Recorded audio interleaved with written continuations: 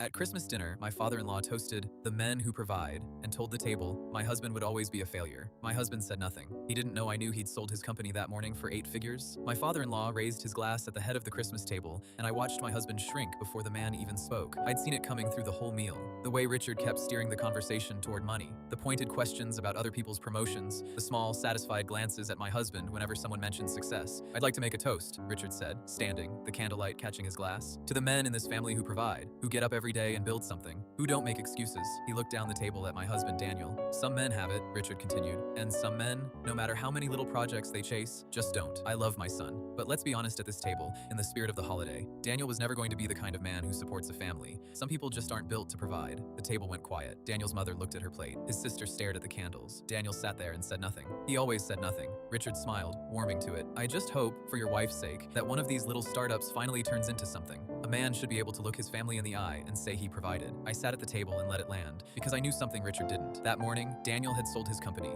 The little projects Richard had mocked for 4 years. The startup Daniel had built in our spare room at night and on weekends. The one he'd poured every hour of himself into, while his own father called him a dreamer at every holiday. He'd signed the acquisition papers that morning at a conference table downtown. 8 figures, a number that would change everything. He hadn't told his family yet. He'd wanted to wait, to be certain it cleared, to never once give Richard the satisfaction of pretending he believed in him all along. Daniel had asked me not to say anything, but I watched his father stand at the Christmas table and call him a failure, and I made a different choice. "Richard," I said, "can I ask you something?" He turned, glass still raised. "Of course, dear. What would you say if you found out Daniel sold his company this morning?" The table went still. Richard laughed. "Sold it? For what? A few $1,000s to clear his debts? For more than you've made in your entire life," I said. Daniel's head came up. Richard's smile flickered. "That's not, Daniel, what is she talking about?" Daniel looked at me, then at his father. For a moment, he didn't speak. Then quietly, "I signed the papers this morning, Dad. The company sold. The number is real. I was going to tell you after dinner." The color drained from Richard's face. "That's not possible," Richard said. "Your little software thing, it's information you didn't have," I said, "before you stood up at Christmas to tell everyone he'd never provide." Richard set his glass down slowly. His jaw worked. "A lucky sale doesn't make him a provider. Anyone can get lucky once. It says nothing about the man." That was when Daniel's mother stood up. "Richard," she said, her voice shaking, "sit down. Margaret,